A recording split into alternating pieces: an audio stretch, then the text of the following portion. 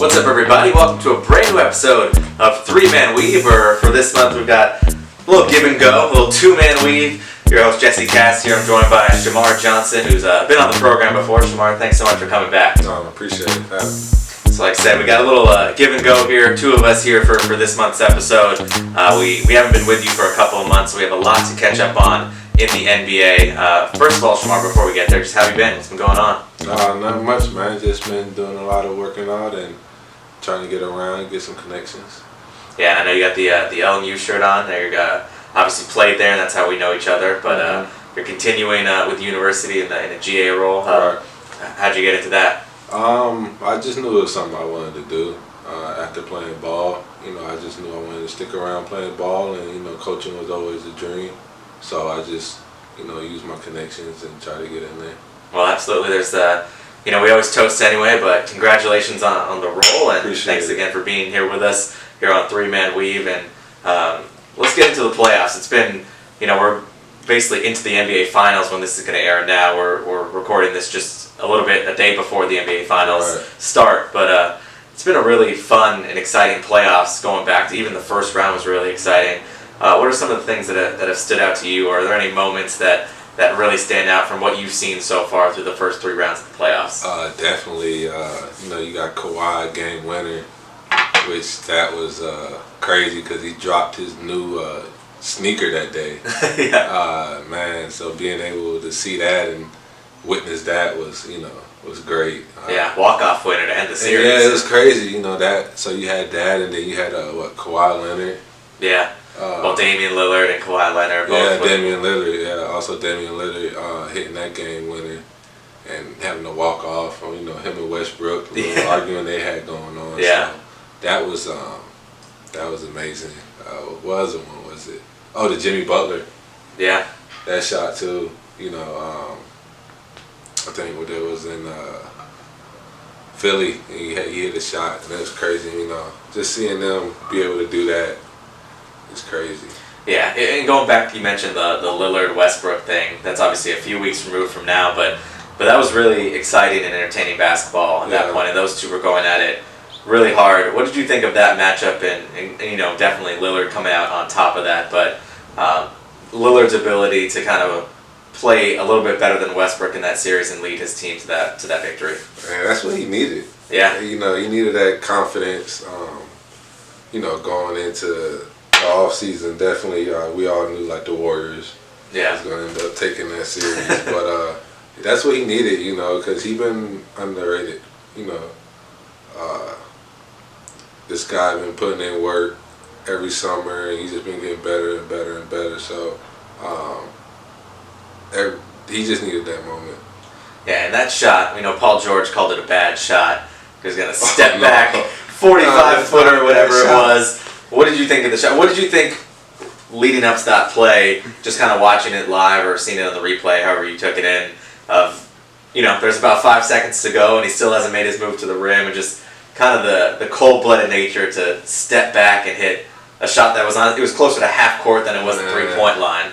Just what you saw from it. I mean, if Curry would have did it, we would have said, "Oh my God!" Yeah, that's his shot. That's his shot. So, but that's saying for him.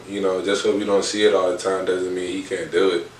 It was a wonderful shot. I feel like it was a good shot. Being on the opposite team, I would have been. I wouldn't say it was a bad shot, but it would have been a little upset. I would have been upset, but I'll live with it. It's not like he got, came in a hole and got a layup on us. It was, like you said, a 45 feet shot, from a logo, with a sidestep. So, but, at that level, that's their emotion when they do that. Oh, yeah. So, being able, I feel like, even let him be able to do that. I feel like Paul George, you should have been, pushed up a little more. Yeah, show some pressure, have him, run into a crowd of defenders with hands and stuff like that, and have to kick it to a not a good shooter, So and I think that's a great point. At that point, you mentioned that if we saw it from Curry, we would expect it, but the Thunder probably should have expected it, because I don't have the exact number, but no, Lillard was shooting a little over 50% from Oh, yeah. shots beyond 30 feet Yeah, in that yeah. series, and no one else was even close to that. So they knew of his ability to do that. And at that point, outside of maybe McCollum, who's just as capable, you want to double Lillard or pressure him and make someone else make that shot and end the game. Exactly. Well, we know, like I said, he's going to be a real good, player. I mean, he's a real good player already. He's one of the superstars. He's gonna get that role to where it's like, oh, that's a Curry, or that's LeBron. Yeah. So he don't gotta show himself. By doing that, like I said, I feel like that's what he needed, that confidence going into the summer for the next year and building on that. Because for a couple of years, people was like, what's going on over there? Yeah, I mean, they got swept last year by New Orleans. Exactly. And the Warriors the year before that. So it's like, I feel like that whole program needed that, even though they didn't win it against the Warriors. Yeah, and you mentioned Kawhi's shot against Philadelphia, hard-fought series. It goes to Game 7. Which shot did you like better, Damian Lillard or Kawhi? Both to end their series in different ways. I say Damian Lillard because the cockiness. Yeah. The whole series was like good. Kawhi is quiet, and I say that a lot because I say, man, Kawhi should speak more. He should, show more emotion and do all that. But well, at least he did show emotion after that shot went in. Oh yeah. But just as a player, you don't hear much from him. Yeah. The little interviews he have, You're not going to get a lot. Yeah, there. So, but when you talk to Damian Lillard, like he's going, he's a little cocky guy. Yeah. So that's why it's already been a little something going with him in Westbrook. So, yeah. I don't know. I just feel like not Westbrook. Oh yeah, him and Westbrook. But I just feel like Damian Lillard he needed that moment. Yeah, I think he really not that he wasn't that good already, but he kind of took that next step into superstardom. Just to shut him the next up. level. Just to shut him up. Bye.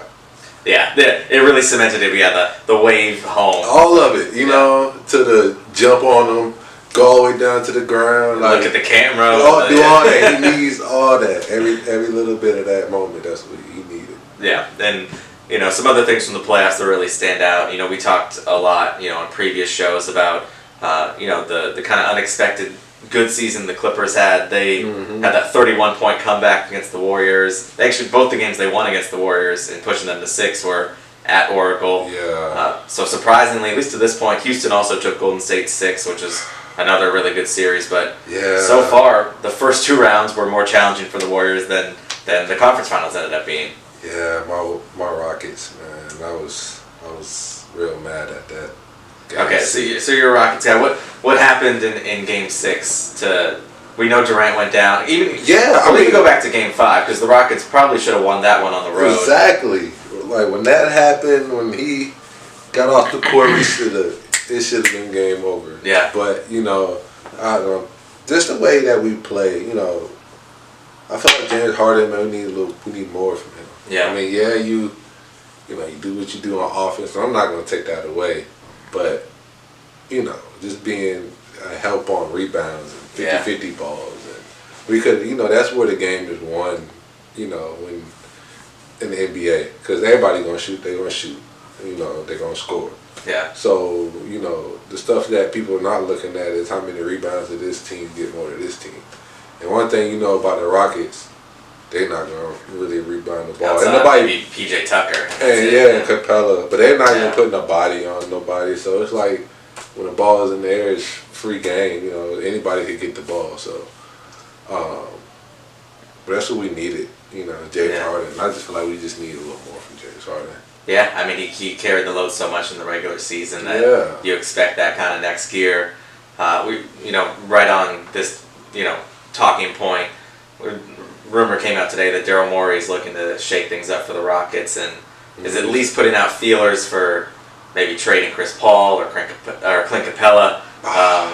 Where do you think they need to shake it up like that, or what do you think going forward for that? I feel like you shake it up and get rid of Chris Paul, and that's saying he's not one of the best point guards in the league, but but he's got a lot of money owed, and he's getting older and has that's injury when he issues. gets older, you know, and his game is, I mean, it's there. Yeah. But, like, in the finals, where was he? I mean, not in the finals, but in the playoffs, where was he? You know? Yeah, he really only played well in Game 6, their last game. Yeah, like, you didn't really see him, like, trying to be aggressive or scoring.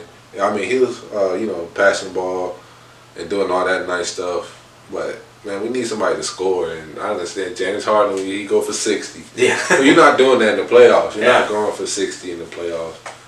5 games. That's not going to happen. Yeah. The defenses, the intensity, the speed of the game, you know, the crowd, all that plays an effect. So, I don't know, man. It's just, I think we should shake it up. We should keep Capella, though. Keep Capella, because I like him, man.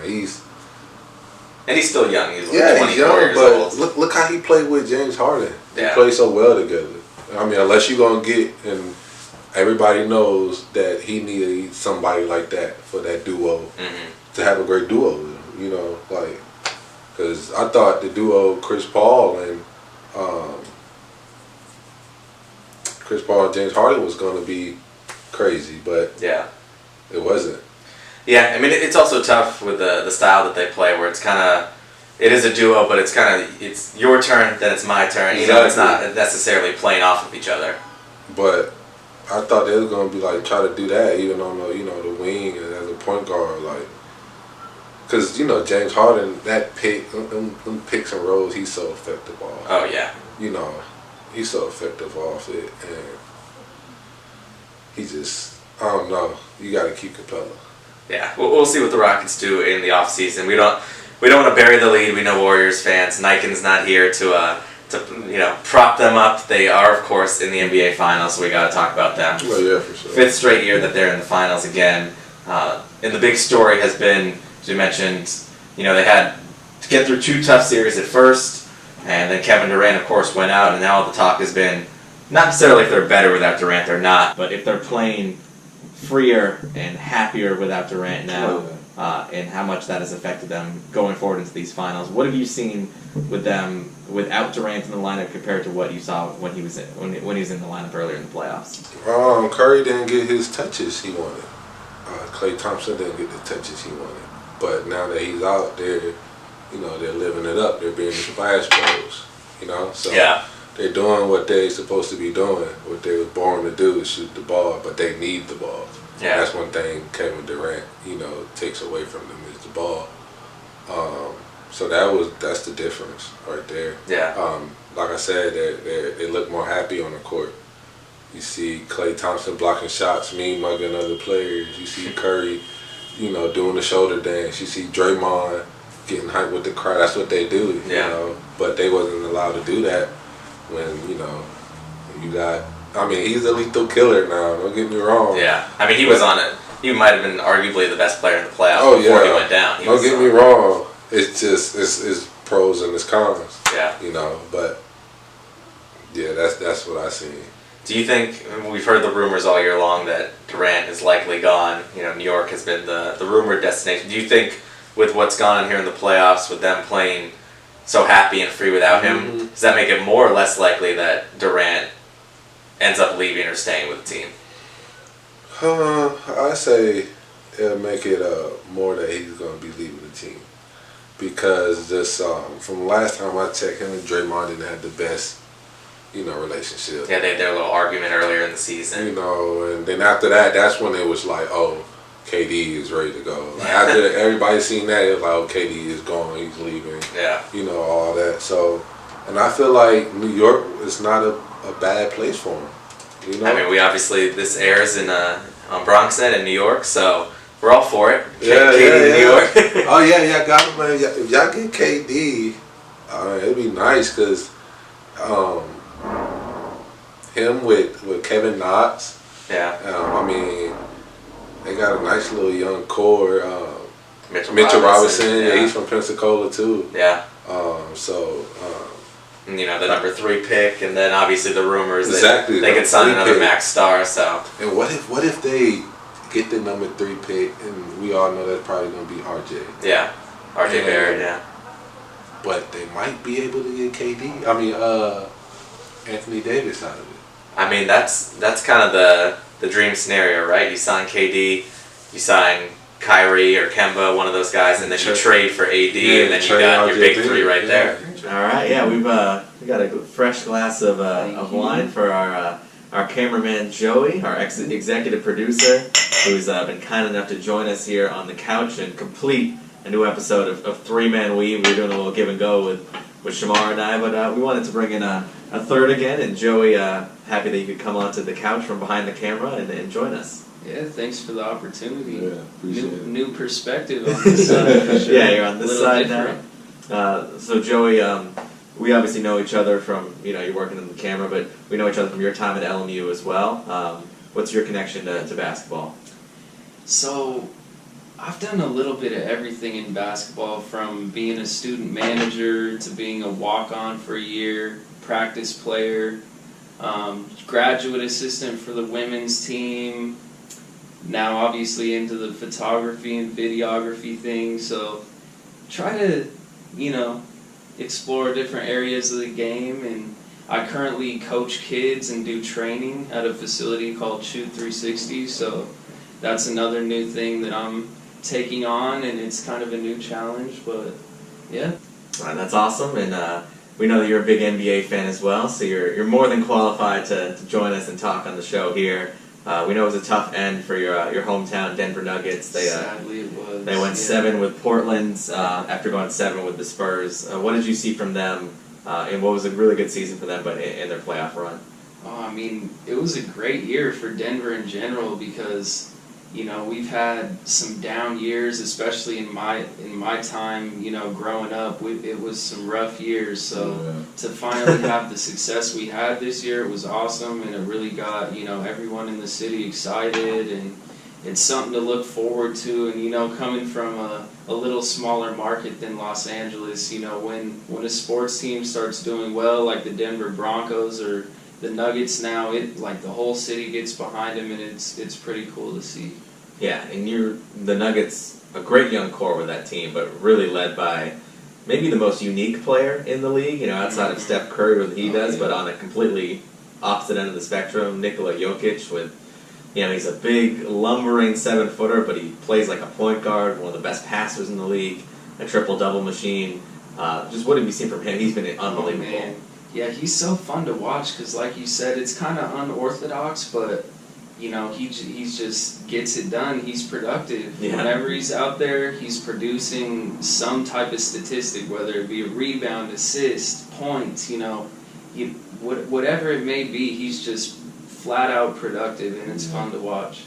Yeah, and Shamar, what do you think of what Jokic has done with the Nuggets? Man, he done changed the game. Like you said, to be that big and to do what he could do, it's just so productive for the Nuggets for him to have, because he can, like you said, score, pass the ball, rebound, even play a little bit of defense, even though he got slow feet. But yeah, he's good all around the board. Yeah, and Joey, we talked about, as you saw, some of the other crazy playoff moments. Damian Lillard's game winner, the Clippers' 31-point comeback, Kawhi's game winner. It's led us all here.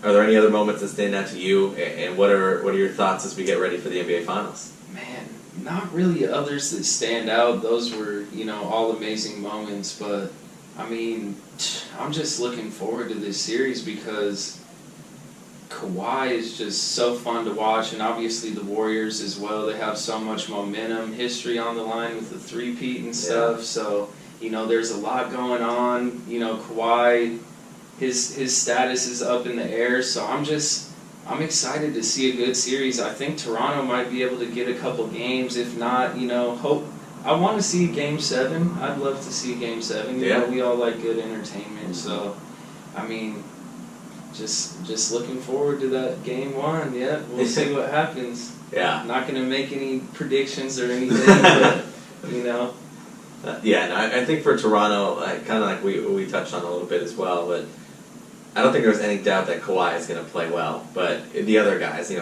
Kyle Lowry, who did play well against Milwaukee, struggled a little bit earlier in the playoffs. Siakam, Ibaka, Gasol, the supporting cast, I feel like they really have to play well, whereas Golden State, we're kind of sure that they are going to play well, but for Toronto, we need to know that their supporting players are going to play a role. Oh, you're 100% right.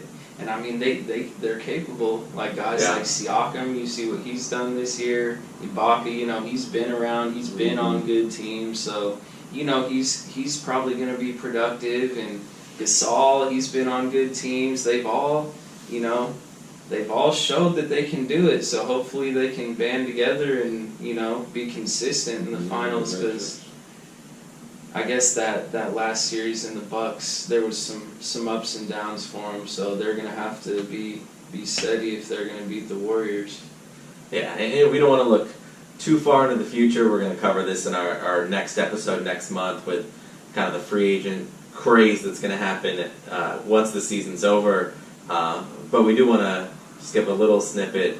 Where do you think all these guys are going to go? Just quick, kind of rapid fire. Where does Kevin Durant go at the end of the year? I want to throw out an oddball and say he stays put, just because I hear so much speculation. And let's say they three-peat. How could you leave after a three-peat? Yeah. Like it just seems like, why leave a good situation? But who knows? I'm probably wrong. And Sho, what do you think about on the other end, Kawhi Leonard, another free agent? A lot of speculation around him as well. Where do you think he's going to end up? I can see him like we all think, Clippers. Yeah.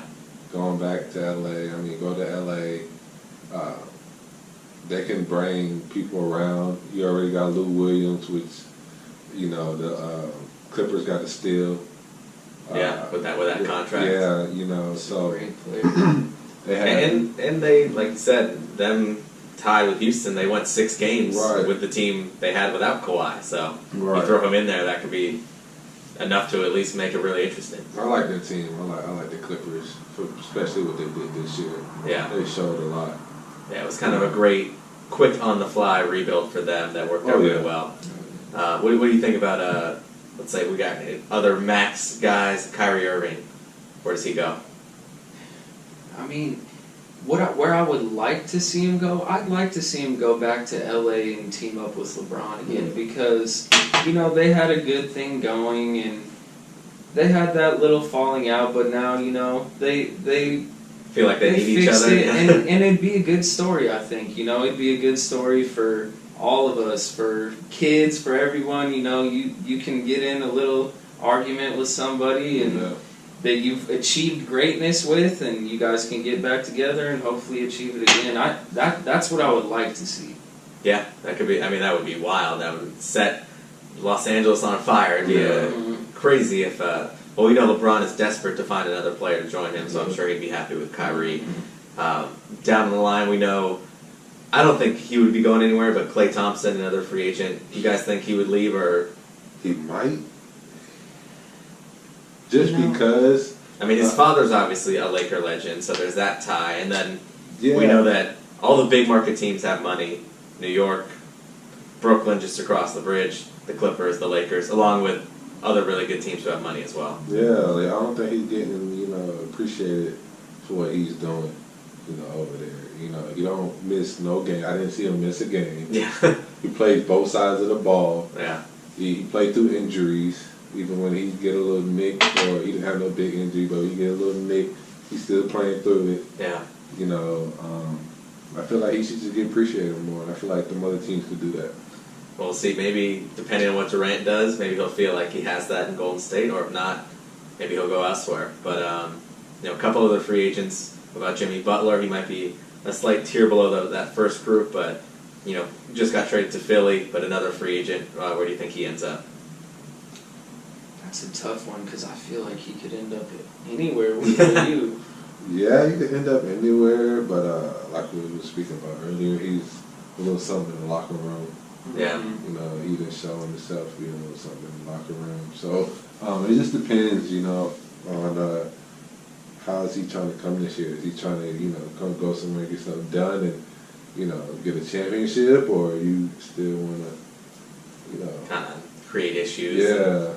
Yeah. I would say I could rule out a team. I would say I would probably think he doesn't sign with the Lakers just because him and LeBron are such kind of similar players, similar size, great scorers, and I don't really Like see to that. handle the ball. Yeah, I don't really see that really working out. So he'll probably, I'm sure other teams will look at him before the Lakers do. Yeah, I could see if the Lakers strike out on everyone else. Yeah. Going that route, but Yeah. there's teams like I think Philly. He could stay there. That could be a good fit. Yeah, I think that's a good fit. It's a good fit That's for a him. good fit. Obviously him and Embiid seem to have a good chemistry. We'll Yeah. see. What happens with Simmons and that as well. But Mhm. the dark horse in that, I think Brooklyn could be a potential fit for him as well. You're right, and they've got some momentum going. Yeah. Mm-hmm. Yeah, no, they had a good little playoff showing as well against Philadelphia. So.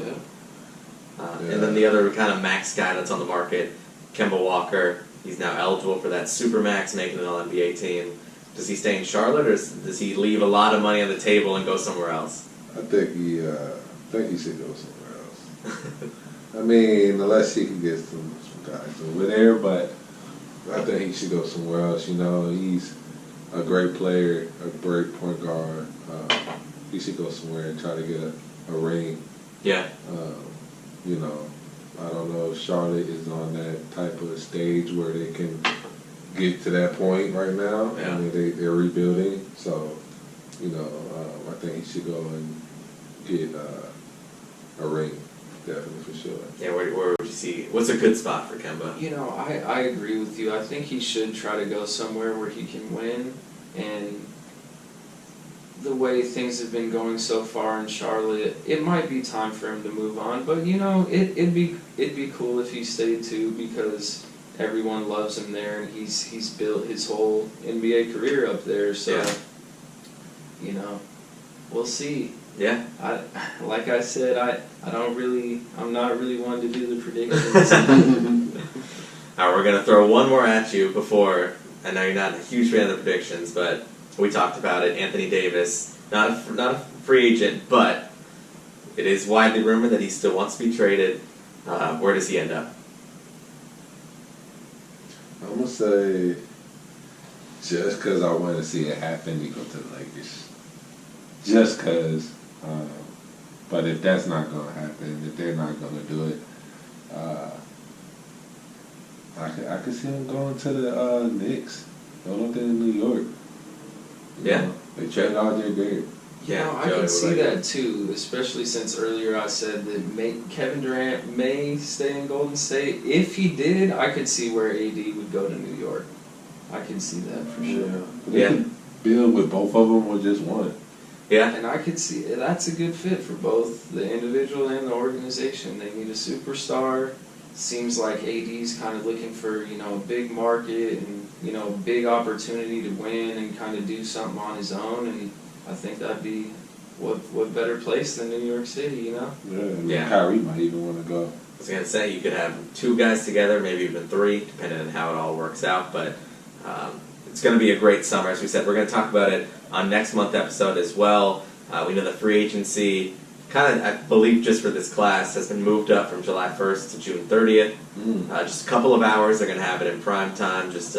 We'll see if there's any big signs a few hours earlier than usual. But we'll have our episode a few days into that in the beginning of July. We'll be able to break that all down. So Joey, Shamar, thank you so much for joining me on this month's episode. And we're going to just toast this one off. Thanks so much again for joining us. And thank you for joining us here on 3 Man Week. We'll talk to you again for that free agency preview next month.